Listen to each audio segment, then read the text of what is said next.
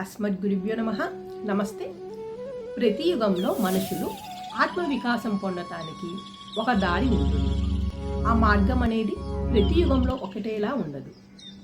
కృతయుగంలో మానవులు పవిత్ర హృదయంతో యజ్ఞం ద్వారా భగవంతుణ్ణి ఆరాధించేవారు. తరువాత త్రేతాయుగంలో తపస్సే వారి సాధన మార్గమైంది. ద్వాపర యుగంలో దానం, దయ, సేవ వీటితో వారు తరించారు. కానీ కలియుగంలో మానవులు ఎక్కువగా తామస గుణంతో ఉంటారు. కోపం, కామం, లోభం, మోహం, మాత్సర్యం చాలామంది వీటితో నిండిపోయి ఉంటారు. అలాంటి యుగంలో మనిషి తాను ఎలా తరించగలడు? ఈ కలియుగంలో దేవుడు సులభమైన కానీ అత్యున్నతమైన మార్గం ఇచ్చాడు. అదే నామస్మరణ.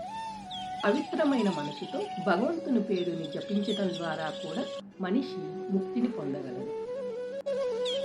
యుగాలు మారినా మారనేది ఒకటే, భక్తి. కాబట్టి ఈ కలియుగంలో మన రక్షణకు మార్గం భగవంతుని నామస్మరణ. జై శ్రీమన్నారాయణ.